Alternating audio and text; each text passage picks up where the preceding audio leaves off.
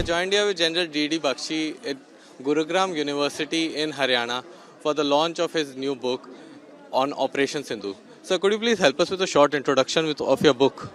Look, the book is in the tradition of what is called a hot wash-up. The moment an operation is over in the Navy, they get together all the people who have taken part in that operation, while memory before it fades. They recount the whole operation and try and learn lessons. So that is why we haven't waited for things to be declassified, because the rate of pace of change of technology is so fast that within months things change. So we can't wait for 4 or 5 years for the official records to be declassified before we go. There is adequate in the open domain, etc. And people like me who have served in the operation directorate twice, and I have taken part in so many battles. Once I get to this, I can fill in the blanks. I can fill in the gaps, right? And that is why I decided, with my experience of so many wars, 71 war, I fought in Punjab, Kargil, Kishtwar, Rajouri, Punch, and of course I oversaw the operations in Sri Lanka. I oversaw operations in Vijay from the Military Operation Directorate. So I am in a position to relate the past to the present and look towards the future. This book is about the future. Where do we go from here? That is the distinctive thing about the book. It's not just about what happened. Most of us know what happened. How and why it happened, that's what we've gone into. And where do we go from here? That is the essence of this book. So, in what ways will the tri-service integration during Operation Sindoor surpass previous joint operations? Excellent. You see, the tri-service is the way to go. It will have to come in. Whenever we have succeeded, like we succeeded in 71, it was because of excellent tri-service chemistry between the three chiefs. Now, we have to institutionalize that chemistry. It can't be left to chance. कि भाई इनकी बहुत अच्छी पट गई तो they have operated together. It is a sine qua non for victory. Jointness. Joint operation, joint planning, joint execution. That is the most essential part of military operations today. And we are delighted that under the team, under our Prime Minister, under the NSA, the Raksha Mantri, the Chief of Defence Staff, three service chiefs, they have done a superb job of a tri-service integrated operation, whole of the government approach, in which the entire pressure of the Indian Armed Forces was put on Pakistan to make it cry uncle. You see, the army took part, the Air Force played a major role, and our drone warfare came of age, right? We were fighting in the future. We were not fighting in the last war. We had prepared for the future and we have delivered. Our scientists have done a terrific job with Navik, with Akash Tir, with our layered air defense system, with our modified guns, L-70 Legacy guns modified, linked to the radars, and they have shot down 90% of Pakistani drones, 100% of their missiles. So, what lessons in information warfare or narrative management has emerged from Operation Sindoor? There are major lessons to learn there. We have to improve with each war. So we found that the build-up phase was very good in trying to build up, psych up the people for what was coming, the conflict that was coming. That was very well done. But when the conflict started, there were uncomfortable gaps. At critical moments, the system tended to blank out, right? And we sort of broke the SOPs, standard operating procedures, right? The SOPs are that in the Kargil war, I was there in Military Operation Directorate. Every day, one rep from the military operations, Air Force operations, Navy operations, along with MOD rep, MEA reps, used to brief the press every day. And it was seamless. It was so well, this thing.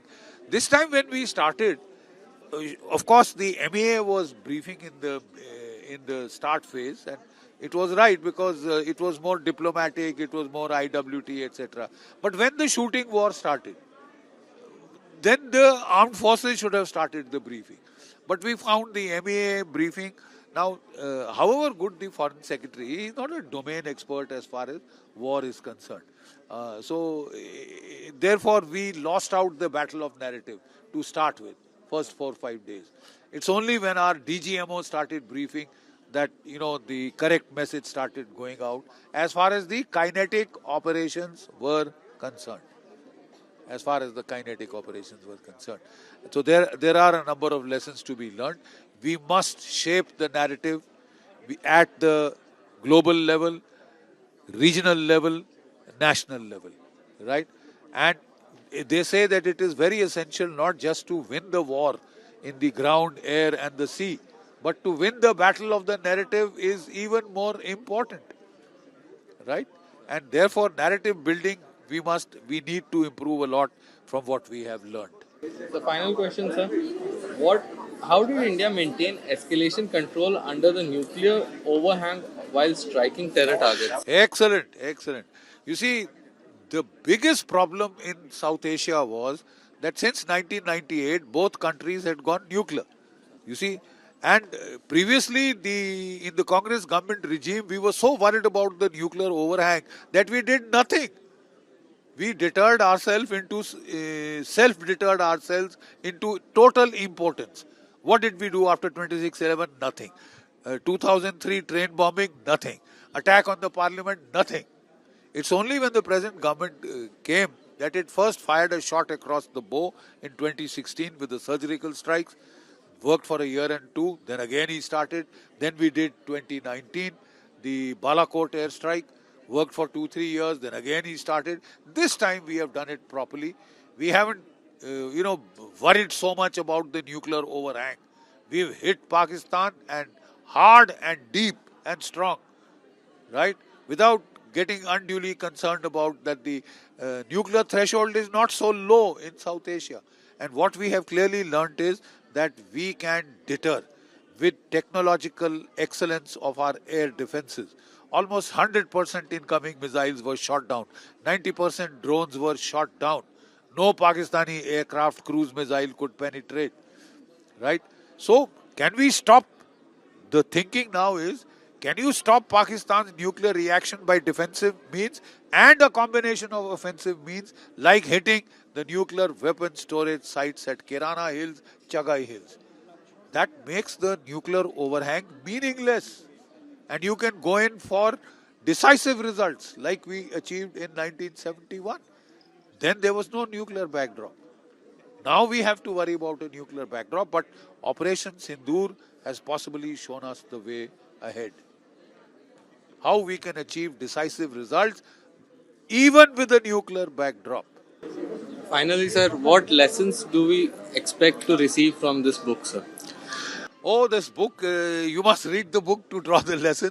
But the simple fact is that I have taken a look at what is going to happen. Is more important than you take a look back to learn, and having learnt your lessons, you look at what is going to happen. The thing is, my PhD thesis was on limited wars in South Asia under a nuclear overhang. Right? That was my PhD thesis. I was the first officer to do a PhD, earn a PhD from the National Defence College when I was teaching there. So I had done this, I had worked on this particular topic, and I'm very happy to see that most of what I had recommended has come to pass. The Air Force is the prime instrument of inflicting deterrence by punishment, coercion and control. Coercion, compellence. We have to do that. We have to then achieve, lot of escalation dominance, which we were able to achieve. And if we are able to deal with the nuclear factor, defang the nuclear thing, as the Prime Minister has said, next time the nuclear overhang will not deter us because we know how to counter it now. We can counter it meaningfully. And Pakistan has almost been defanged. That is the thing. So, can we then think of major, decisive results like we had achieved in 71? We'll have to do a restructuring of subcontinental security again. The time is coming to repeat 71. Operation Sindoor is not over. We must prepare methodically. We must increase our GDP, and the government is doing. We are trying to buy 114 Rafales. We are trying to buy at least 70 to 80 Su-57s. We are trying to speed up our Tejas project. We can't afford to wait. And even our Navik series of satellite, there were 9 satellites up there. Out of them, only 2 are serviceable today. We have to quickly make up our satellites, because that was the major technological enabling factor which gave us accuracy, sub-meter level accuracy. So we have to work very hard. We can't take it easy. We don't have all the time in the world to do it slowly, methodically. We'll have to work fast. The ATAC guns have come in. We should buy them in quantity rather than saying design another gun, which will take 10 years. We don't have 10 years. Time is at a premium. We must speed up our military build up, because the next war could come any time. Thank you for speaking with us, sir. Today we were with General Bakshi here at Gurugram University at his new book launch on Operation Sindhu. Thank you.